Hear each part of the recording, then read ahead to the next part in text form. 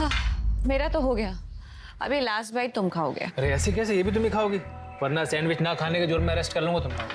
Please you know खाती। तुम शादी के बाद भी ऐसे ही मेरा ख्याल रखोगे? इससे भी ज्यादा ख्याल रखूंगा मैं तुम्हारा। सच? अच्छा अनुपुर, शादी से याद आया, देखो हम तो चाहते थे कि हमारी शादी सिंपल तरीके से हो, और आई चाहती है कि हमारी शादी बहुत धूमधाम से हो। मैं समझ सकती हूँ दिनेश, आई की भी तो कुछ इच्छाएं होंगी। अब मेरे लिए उनकी इच्छा क्यों मारना? थैंक गॉड नुपुर कि तुम सब समझती हो। तो फिर तुम अपनी आई और बाबा से बात करना कि वो सभी विधि विधान और सामान तैयार रखें। सामान मतलब? क्या? कार और 15 लाख? ए तू उसे जाके बता तू कहीं की राजकुमारी नहीं है। भाई मैं तुला सांगतो ये शादी में कुछ तो लोचा है। हर्ष, इतना पारा चढ़ाने की कोई जरूरत नहीं है। शादी में ये सब होता है, देना पड़ता है। नहीं आई, कुछ भी देने की जरूरत नहीं है। तूने ही तो सिखाया है ना, दहेज लेना देना दोनों गलत है। हाँ भाई, हमारी शादी में प्रिया के घर वालों से कुछ नहीं लिया हमने, बल्कि शादी का खर्चा डिवाइड किया। अब क्यों? क्योंकि नुपुर को इस शादी की बहुत जरूरत है। दिनेश के अलावा कोई इससे शादी नहीं करेगा। दहेज का पैसा कहाँ से लाओगे आप?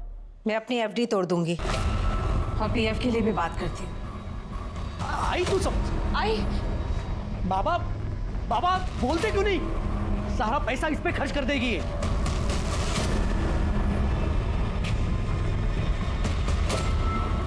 मिल गई शांति। पहले इज्जत खत्म की और अब आई बाबा की सेविंग्स खत्म कर रही हो। कौन तुम करोगे और भुगतना हमें पड़ रहा है। इससे अच्छा मर क्यों नहीं जाती?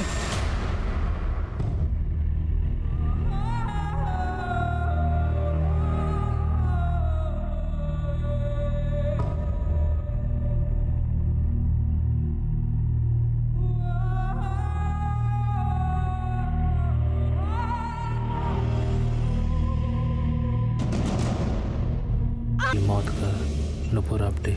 सर बॉडी पोस्टमार्टम के लिए भेज दी है।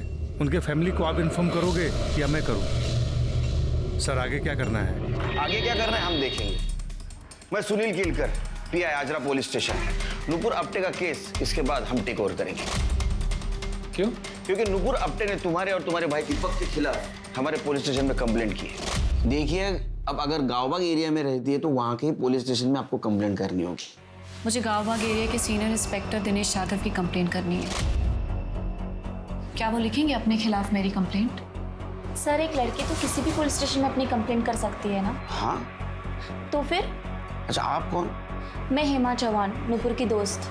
लेकिन ये दिनेश यादव के खिलाफ क्या कंप्लेंट करनी है आपको? दहेज की डिमांड, डराना, धमकाना, जान से मार देने की धमकी देना, वो भी ये सब शादी के नाम पर। केस फाइल करके 3 हफ्ते भी नहीं हुए, नुपुर मर गई। तुम भी पुलिस वाले हो, सस्पिशियस नहीं लगता? हमें लगता है डाउरी केस और सुसाइड आपस में कहीं ना कहीं कनेक्टेड जरूर है। हमने ऊपर से ऑर्डर लिए, अब ये केस हम इन्वेस्टिगेट करेंगे। और आप लोग मुझे सस्पेक्ट समझ रहे हैं? पहले केस तुम्हारे खिलाफ था, अब ये सुसाइड। ड्यूटी है, प्रोसेस है, करना तो पड़ेगा ही। वो सुसाइड नोट, पेपर्स और सारे एविडेंस हमें हैंड ओवर कर दो। छिरके मोरे। Yes sir. जो भी मिला है दे दो। ये सर।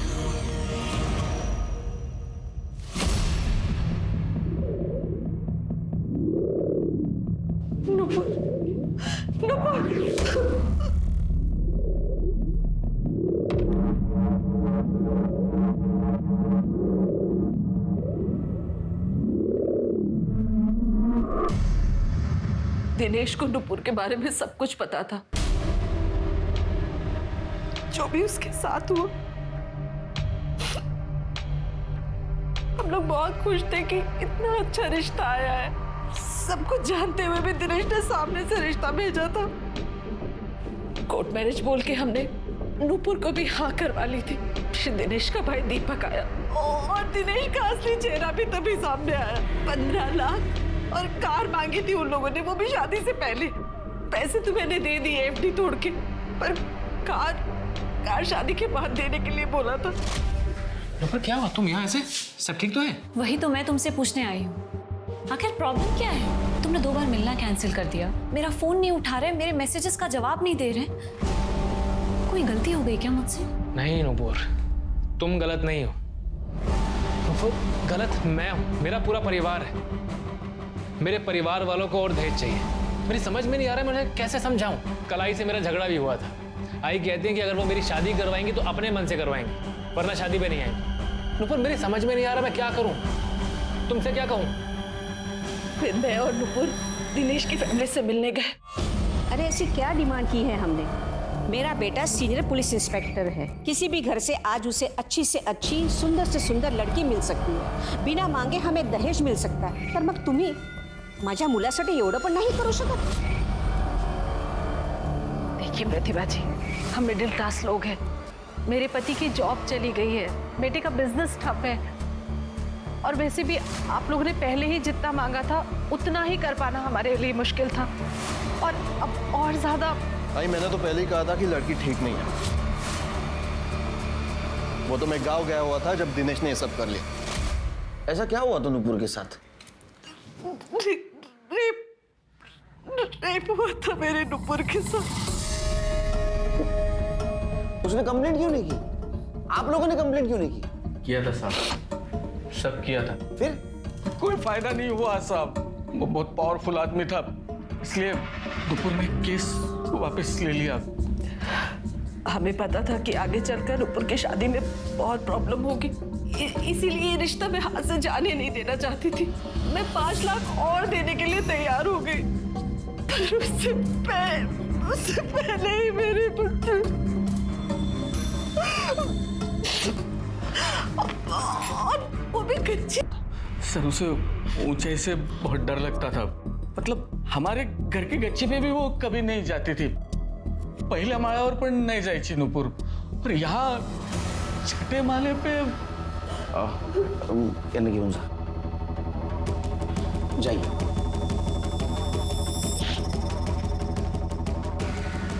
शिर्के, ये नुपुर को ऊंचाई से डर लगता था, तो उसने गच्ची से कूदकर जार क्यों दी? कोई दूसरा तरीका भी ढूंढ लेती। सर ये भी हो सकता है कि किसी ने नुपुर को मजबूर किया।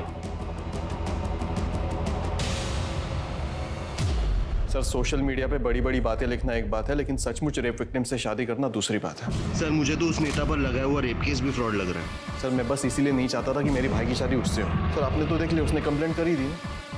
सर आदत है उसकी। तो आपने नुपुर की फैमिली से दहेज नहीं मांगा था, जैसे कि उन्होंने कंप्लेंट की है?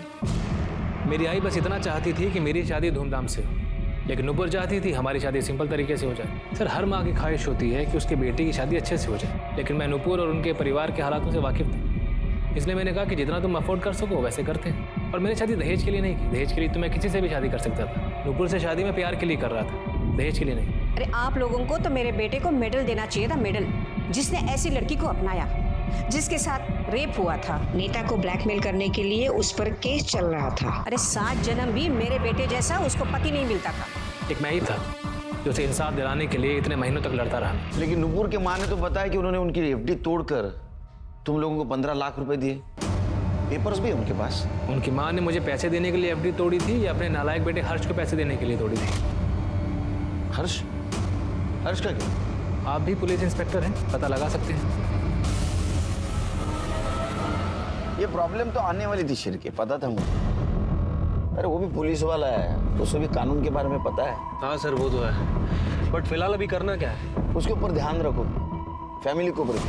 ये फैमिली बहुत चालू दिखती है, खास करके उसका भाई। शिर्के, इस केस को समझने के लिए क्राइम सीन को फिर से समझना होगा। एक काम करो, इस नुपुर की हाइट और बॉडी की एक डमी करवाओ। ठीक है सर। आज नीलम कमर्शियल कॉम्प्लेक्स से कूदकर एक लड़की ने सुसाइड कर लिया। आपको बता दें कि ये लड़की खुद भी एक जर्नलिस्ट रह चुकी है, और ये वही लड़की है जो 6 महीने पहले सुर्खियों में बनी हुई थी। नुपुर आप्टे ने 6 महीने पहले प्रफुल्ल वैद्य पर रेप का इल्जाम लगाया था। उसके बाद प्रफुल्ल वैद्य ने नुपुर आप्टे पर काउंटर ब्लैकमेलिंग का केस किया, जिसके पश्चात नुपुर आप्टे ने अपना रेप केस वापस ले लिया। कहीं नुपुर आप्टे ने सिस्टम से परेशान होकर अपनी जान तो नहीं ले ली?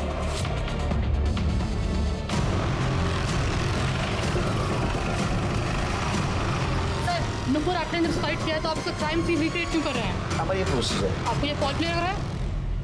चलो सर हटिए। रोको इन्हें।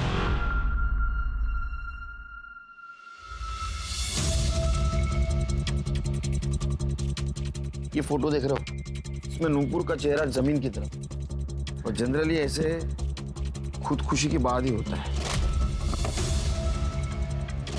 एक काम करो शेर, जो हमने लोगों ने डमी बनवाई तो ऊपर से फेंको, और इस तरह से फेंको जैसे आदमी खुद कूदता है।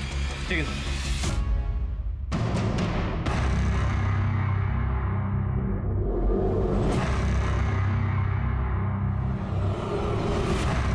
छिड़के डमी को फिर से ऊपर लेके जाओ और इस तरह से फेंको जैसे किसी ने उसको धक्का दिया। मुंह तुम्हारी तरफ होना चाहिए।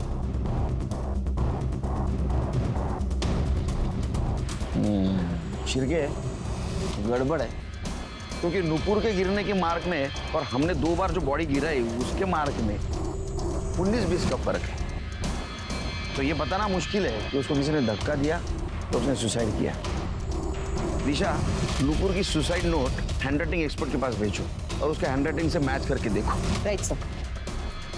छिड़के सर, नूपुर का CDR और मोबाइल लोकेशन चाहिए मुझे। ठीक है सर। यहाँ कहीं आसपास CCTV है? नहीं सर, पूरी बिल्डिंग में कहीं भी CCTV कैमरा नहीं है। इनफैक्ट सिक्योरिटी गार्ड ने भी नूपुर को पहली बार ही देखा था। नूपुर यहाँ क्या करने आई थी? हेमा को बोला। सर नूपुर तो एक फाइटर थी, किसी से भी जाकर भिड़ जाती थी बिना डरे। बस वो केस के बाद वो चुप सी हो गई थी। उस रेप केस के बाद? हाँ, बेचारी ने बहुत सहा। फिर उसके लाइफ में दिनेश आया, उसने उसे शादी के लिए प्रपोज किया। उसको दिनेश में सब अच्छा लगने लगा था। सबको ये लगने लगा कि नूपुर की लाइफ ट्रैक पर आ गई है, पर दिनेश भी कमी ना निकला। कोर्ट मैरिज के नाम पे डॉरी की डिमांड करने लगा। तो तुम्हें क्या लगता है इस केस की वजह से उसने सुसाइड किया? नहीं सर, बिल्कुल नहीं। नूपुर तो बहुत स्ट्रांग थी। तो इतने बड़े पावरफुल नेता के खिलाफ रेप का केस फाइल किया था। नेता के लगाए हुए काउंटर ब्लैकमेल केस को भी लड़ा उसने। मीडिया अटेंशन, दुनिया भर की गालियां, सब सहा। सर मुझे नहीं लगता नूपुर सुसाइड कर सकती है। तो दिनेश के अलावा कौन उसको तकलीफ दे सकता है? प्रशांत काड़े, वही उसके पीछे पड़ा था। नूपुर का बॉस था वो। नूपुर ने उसे मना किया तो उसने नूपुर को जॉब से निकलवा दिया। तुम्हें तो पता है मैं तुमसे कितना प्यार करता हूँ। प्लीज तुम मेरी बात सर आई एम एंगेज्ड, आपको तो पता ही है। तो क्या हुआ? तोड़ दो सगाई। What's the big deal? Are you mad? Please leave me alone. Nupur, hello, coming sir. Yes sir. ये तुम्हारे आईडी से ईमेल भेजा है ना? तुम पहले यहाँ काम करती थी ना? यस सर, मैं पहले इसी कंपनी में जॉब करती थी, लेकिन सर ये मेल मैंने नहीं किया है। तुमने नहीं किया तो तुम्हारे आईडी से मेल कैसे गया? झूठ बोलती हो। राइवल कंपनी को डेटा भेजा तुमने। You are fired. निकलो अभी कभी यहाँ से। लीव।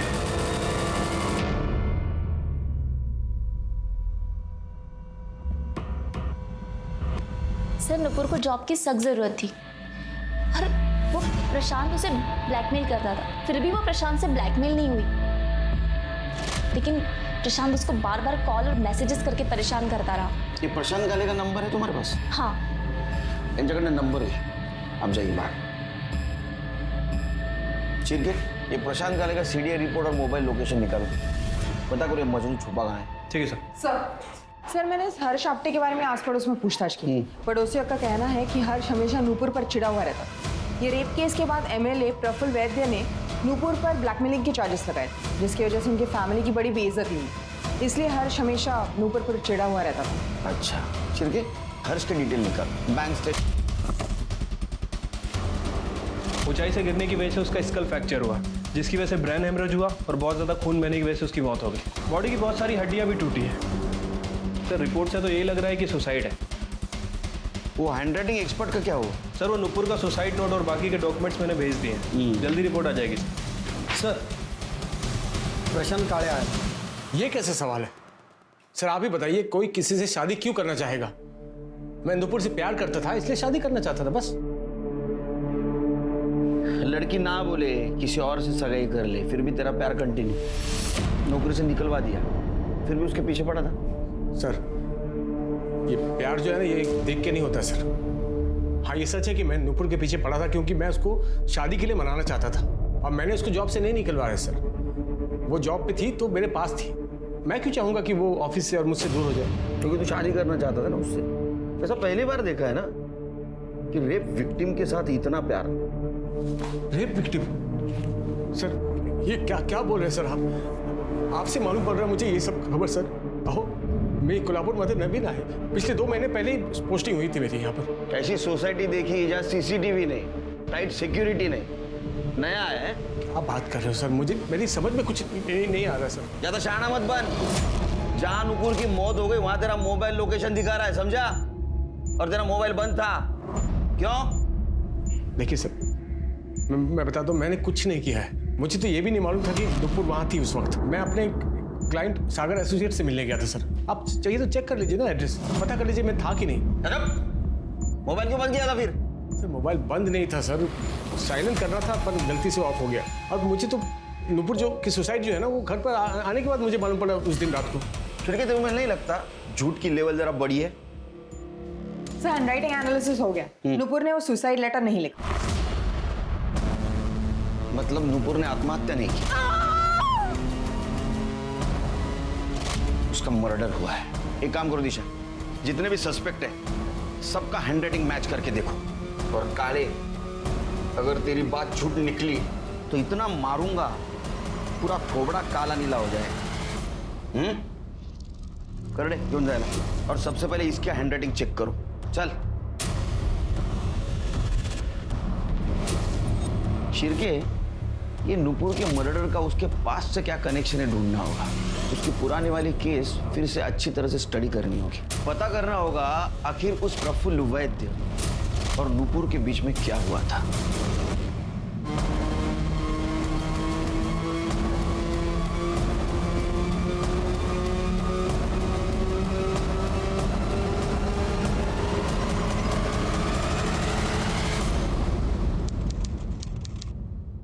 वाह नुपुर वाह, खूब छान, अच्छा आर्टिकल है ये। और ये बोरवेल स्कैम का मुद्दा तुमने एकदम सही उठाया है। Thank you so much sir. अच्छा तो जॉब करती हो तुम? सर एक्चुअली मैं कोल्हापुर कनेक्ट में ट्रेनी जर्नलिस्ट हूँ। मेरा मास कॉम का फाइनल ईयर चल रहा है, तो ये आर्टिकल उसी का प्रोजेक्ट है सर। सर आपको तो बहुत कुछ मालूम होगा इस स्कैम के बारे में, अगर आप मेरी कुछ मदद कर सकें। अरे क्यों नहीं।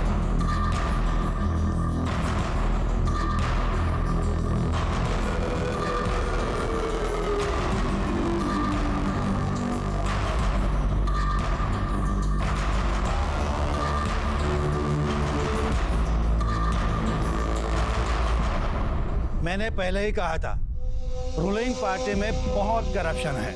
अगली बार वोट हमारी पार्टी को ही देना। Thank you so much sir, आपकी वजह से ये स्कैम एक्सपोज हुआ है। Thank you.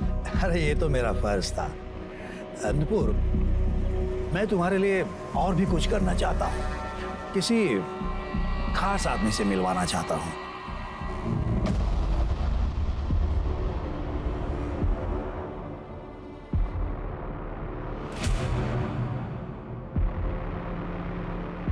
CCTV की फुटेज चेक की? सर जी हाँ,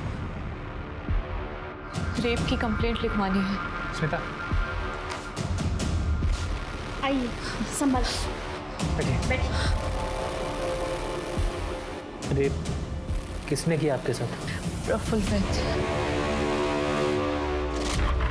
सर मैंने प्रफुल्ल वैद्य का केस स्टडी किया है। सर प्रफुल्ल वैद्य ने नुपुर के ऊपर एक्सटॉर्शन और ब्लैकमेलिंग का केस डाला था, और नुपुर ने कुछ गुंडों से प्रफुल्ल वैद्य को फोन भी करवाया था। सर ऐसा प्रफुल्ल वैद्य का कहना है, उसने फोन रिकॉर्ड भी किया हुआ है सर। अरे बकवास है। एक लड़की पॉलिटिशियन को धमकी देने के लिए गुंडे भेज सकती है क्या? साफ साफ दिखाई दे रहा है झूठा केस है। हाँ सर, वैसे नुपुर को कस्टडी में भी रखा गया था और ये सारा केस मीडिया ने कवर भी किया था। अच्छा, ये प्रफुल्ल वैद्य इसने कब केस फाइल की थी? नुपुर के केस फाइल करने के 1 हफ्ते बाद। हाँ, मतलब प्रफुल्ल ने ये काउंटर केस फाइल किया था और ब्लैकमेल में नुपुर को जेल भिजवाया, और बड़ी होशियारी से पूरी दुनिया को ये भी दिखा दिया था कि उसके साथ रेप हुआ था।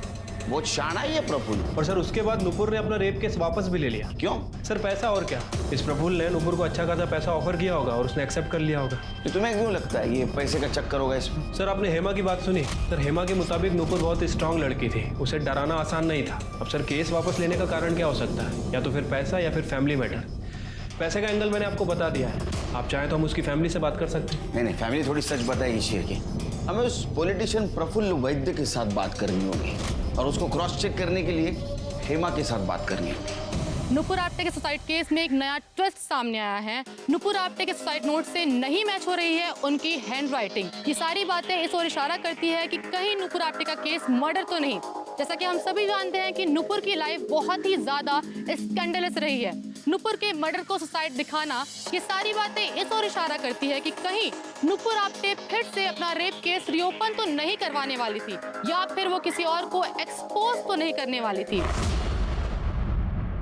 देखिए ऑफिसर, झूठा केस डाला है उसने मुझ पर। उसे पैसे चाहिए थे मुझसे। मैंने कभी भी उसके साथ कुछ भी गलत नहीं किया, पर मुझे अपने लॉ एंड ऑर्डर पर पूरा भरोसा है सर, इसलिए मैंने उसके अगेंस्ट ब्लैकमेलिंग का केस डाल दिया था, वो भी प्रूफ के साथ। एक बात समझ में नहीं आती, कोई लड़की खुद की इज्जत खुद क्यों उछालेगी, वो भी खुद के ऊपर रेप का झूठा इल्जाम लगा के। सर अब इस बारे में मैं क्या बोलूं। देखिए सर, मैं एक एकदम सीधा साधा आदमी हूँ। लोग प्यार करते हैं मुझसे, वोट भी देते हैं। सर देखिए ना, एक मिनट में, सिर्फ एक मिनट में उस लड़की ने मेरी इज्जत बर्बाद कर दी।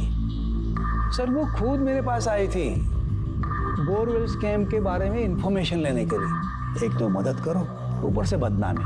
तब से मैंने फैसला ही कर लिया है, लड़कियों से और औरतों से सिर्फ और सिर्फ पब्लिक प्लेस में ही मिलूंगा, अकेले मिलूंगा ही नहीं। लेकिन सर उसने कहा था कि जब ये घटना घटी रेप की, उस वक्त उसके साथ आप अकेले थे। हाँ सर, मैं था अकेला, लेकिन उसने जो इल्जाम उस पर लगाए हैं वो सब झूठे हैं। नुपुर ने अपना केस भी वापस ले लिया था। सर वो तो नाटक कर रही थी, उसे पता था मैं इनोसेंट हूँ। ठीक है सर।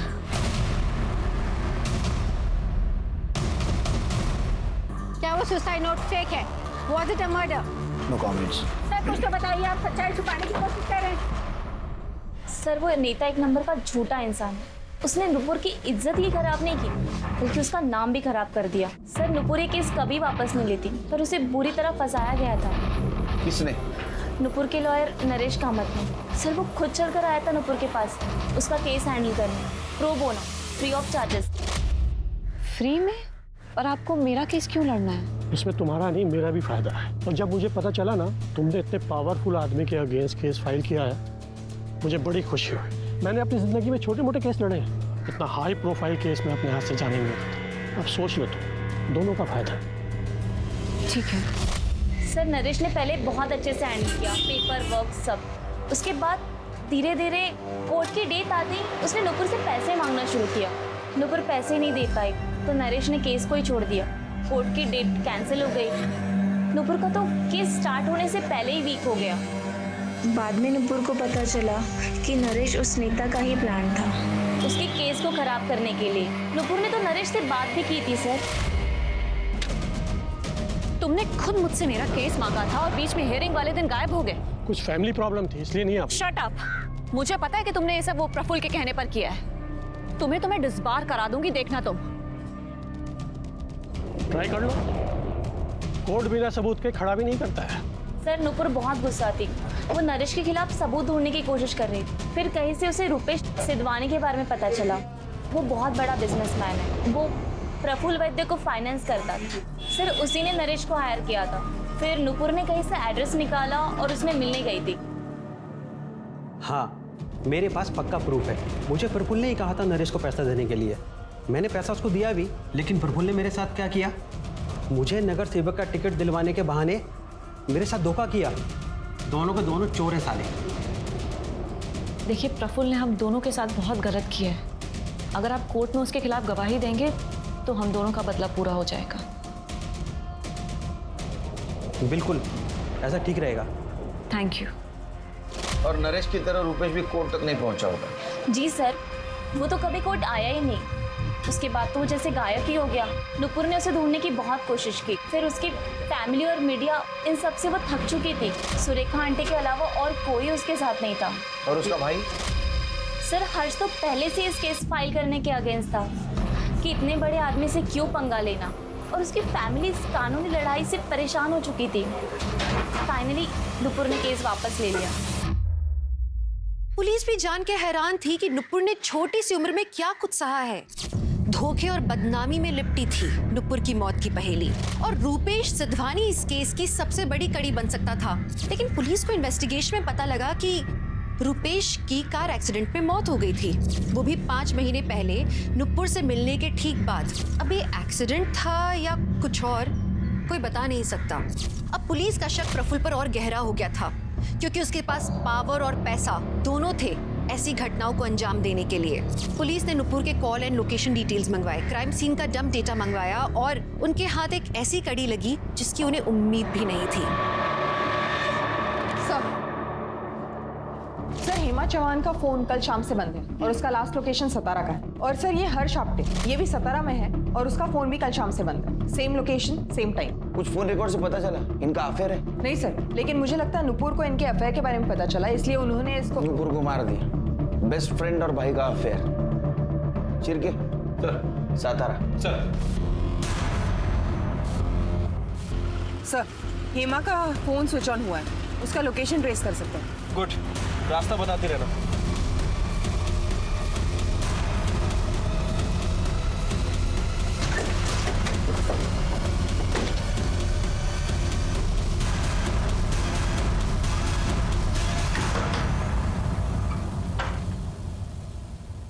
सर आप यहाँ?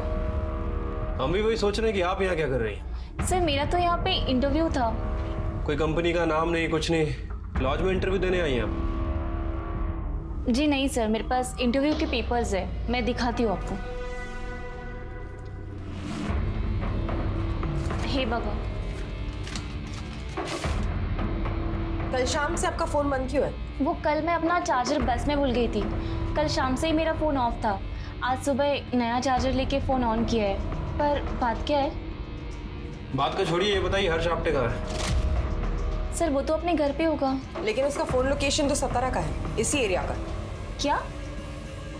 सर मेरी तो बात भी नहीं होती उससे। नुपुर के जाने के बाद तो बिल्कुल भी नहीं। सर लगता है ये हेमा सच बोल रही है, उसका और हर्ष का कोई लेना देना नहीं लगता। तो हर्ष सातारा में क्या कर रहा है? वो भी उसी दिन जिस दिन हेमा सातारा में थी। सर ये हर्ष का फोन अभी भी बंद है।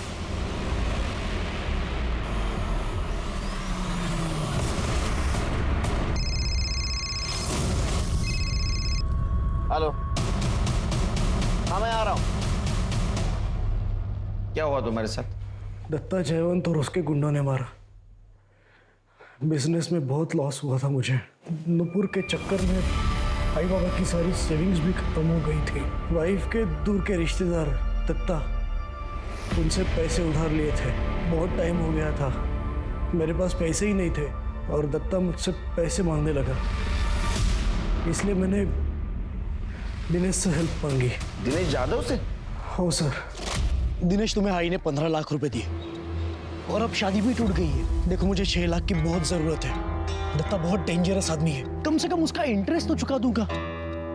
हर्ष मैं तुम्हें 5 लाख रुपए दे सकता हूँ, लेकिन इसके लिए तुम्हें अपनी बहन को बोलना पड़ेगा उसने मेरे और मेरे परिवार के खिलाफ जो केस फाइल किया है उसे वापस लेना होगा। प्लीज मैं तुम्हारे हाथ जोड़ता हूँ, केस वापस लो। देखो मेरा फ्यूचर तुम्हारे हाथ में है। तुमने केस वापस नहीं लिया तो दिनेश मुझे पैसे नहीं देगा। बहन का कुछ तो फर्ज निभाओ प्लीज। ठीक है दादा। और हाँ, आई बाबा को कुछ मत बताना, वैसे भी बहुत टेंशन में रहते हैं तुम्हारे कारण। त्याच्यानंतर काय झालं? दिनेश को मैंने बोला कि नुपुर रेडी है। दिनेश का भाई दीपक, उसने कहा कि नुपुर से मिलके मैं पैसे दूंगा उसे। नुपुर ने दूसरे दिन ही सुसाइड कर लिया। मुझे तो पैसे मिले ही नहीं। दत्ता के आदमियों ने परसों शाम को मुझे कोल्हापुर से उठाया, यहाँ सातारा लेके आए। बहुत बहुत मारा सर, मेरा मोबाइल भी तोड़ दिया। प्रिया ने कैसे तो दत्ता को समझाया। प्रिया के बाबा ने ही सारे पैसे लौटाए, तब जाके मुझे छोड़ा। अरे सचवान, उस दिन मिला था तो नुपुर से? हाँ सर, मैं और नुपुर उस बिल्डिंग के टेरेस पे मिले थे, क्योंकि मैं उससे किसी पब्लिक प्लेस में नहीं मिलना चाहता था। मुझे राइटिंग में देखी तो केस वापस लेगी और हमें दोबारा तंग नहीं करेगी। मैंने कहा था ना मैं पुलिस स्टेशन जाके केस वापस ले लूंगी। आप मेरे पैसे वापस देने आए हो ना? पैसे वापस दो और जाओ। असं नहीं चलना, मुझे तेरे ऊपर भरोसा ही नहीं है। हमने 15 लाख रुपए दे दिए भरोसा करके, अब हमें हमारे पैसे ही वापस देने में आपको भरोसा चाहिए। देख, जरूरत तेरी है, मुझे राइटिंग में दे, नहीं तो पैसा नहीं मिलेगा। तो मत दो। अभी 2-3 दिन में हजारा पुलिस केस इन्वेस्टिगेट करेगी, तब हमें हमारे 15 लाख रुपए भी मिल जाएंगे और तुम लोगों को दहेज के लिए जेल जाना पड़ेगा, वो अलग। देखना, तेरा ईगो तेरे ऊपर बहुत भारी पड़ेगा। खूब जास्त बोलतेस तू। अगर दिमाग ठिकाने में आ जाए तो राइटिंग में दे देना और पैसा लेकर जाना। सर, उसने मेरा दिमाग खराब कर दिया था, इसलिए मैं गुस्से में आकर वहां से निकल गया। सर, और नुपुर ने सुसाइड कर लिया, ये तो मुझे दिनेश ने बताया। धक्का दिया ना तूने उसको? नहीं हुआ सर, वो जिंदा थी जब मैं वहां से निकला। बेवकूफ समझता है हमको? टेरेस पे क्यों मिलने गया? घर पे बुलाता था ना उसको। छिरके, जब तक सच नहीं बोलता मारते रहो इसको। सर, मैंने कुछ नहीं किया, भरोसा। कुछ नहीं। दीपक के हिसाब से वो नुपुर को वहां छोड़कर चला गया था, लेकिन उसका क्राइम सीन पर होना ही उसे सबसे बड़ा सस्पेक्ट बना रहा था। पर जैसे ही डंप डेटा आया, केस का रुख ही पलट गया। पुलिस को एक अननोन नंबर मिला जिसकी लोकेशन नुपुर के घर से टेरेस तक और टेरेस से नुपुर के घर तक ट्रेस की गई। पर ये नंबर ना तो पुलिस के रिकॉर्ड्स में था, ना नुपुर के कॉल रिकॉर्ड्स में। तो किसका था ये अनजान नंबर? आखिर कौन था उस वक्त नुपुर के साथ? हेलो हेलो हेलो, आवाज इतने कौन बोल रहा है? हेलो हेलो, आवाज इतनी आएगी, आवाज आएगी। चल। काय झालं? हाँ? इन्हें कहाँ ले जा रहे हैं? सुनिए तो, हर्ष, हर्ष, कहाँ ले जा रहे हैं इन्हें? तेरा ही नंबर था ना वो? हाँ हो साहब। तो बोल। मेरी जॉब चली गई ना, ये ऑफिस का नंबर था तो वो बंद कर दिया, तो नुपुर ने दूसरा नंबर दिया मुझे, वो यूज करता था, पर उसका क्या है सर, नेटवर्क चला जाता था, इसलिए बंद। फिर आज ये चालू करवा दिया। तो उस दिन नुपुर के साथ तू ही गया था ना दीपक से मिलने ऊपर टेरेस पे? हाँ, तू ही गया था ना? क्या हुआ बोल? गया था, वो नुपुर को ऊंचाई से डर लगता था ना, इसलिए वो साथ चलने को बोली थी, इसलिए मैं गया। वो दीपक पैसे दिए भी नहीं चला गया, क्योंकि नुपुर ने उसे लिख के देने से इनकार किया ना सर। उसके बाद सर मुझे बहुत गुस्सा आया, नुपुर को डांटने में गया। अरे तेरी ये जिद, तेरा ये डेढ़ शानापन, इसकी वजह से सब खत्म हुआ। मेरी जॉब चली गई वो प्रफुल्ल की वजह से। वो तेरी आई की जॉब के पीछे पड़ा रहा, पर तुझे क्या है? हमारी सारी सेविंग्स खत्म हो गई। अभी थोड़ा वापस मिलता था, पर तुला ते जमणार नहीं। बाबा, मेरा रेप हुआ है, इसमें मेरी गलती कैसे हुई? तुम तो जर्नलिस्ट है नी, तुम्हें तो हर चीज में ब्रेकिंग न्यूज चाहिए, पब्लिसिटी मांगती है। अरे पूरे शहर में नाक कट चुकी है हमारी, क्योंकि तुझे झुकना जो नहीं आता। सही कहा बाबा, मुझे गलत के आगे झुकना नहीं आता, नहीं कभी झुकूंगी। अरे इससे अच्छा होता कि मुझे पैदा होते ही मार देते आप। गलती हो गई, तब नहीं मारा, अब मार दूंगा। बाबा ये क्या कर? गलती सुधारता हूँ अभी। फिर मैंने वहां सुसाइड नोट लिखा और वापस चला आया। अरे बाप है ना तू, बाप है ना? हाँ? शिरके, चार्जशीट दाखिल करो। सर क्या साथ दिया है एक बाप ने एक बेटी का? नुपुर के कई दुश्मन थे और वो उन सब से लगातार लड़ रही थी, लेकिन अगर आपका परिवार ही आपका दुश्मन बन जाए तो आप किससे लड़ेंगे, किससे जीतेंगे? भावनाओं में कभी अंधे मत होइए। सिर्फ बाहर वालों से ही नहीं, घर वालों से भी सतर्क रहिए। अजीत को नुपुर के मर्डर के इल्जाम में गिरफ्तार किया गया। दिनेश और उसके परिवार पर दहेज और मानसिक उत्पीड़न का केस लगा। वहीं एमएलए प्रफुल्ल पर लगा रेप केस रीओपन किया गया। मैं इस बात की आशा करती हूँ कि मरने के बाद ही सही नुपुर को इंसाफ मिले। तो चलिए अब मैं दिव्यांका त्रिपाठी दहिया लेती हूँ आपसे विदा। देखते रहिए क्राइम पेट्रोल, सतर्क, विमेन अगेंस्ट क्राइम। एक औरत पे वार, अब हर औरत का भार। जय हिंद।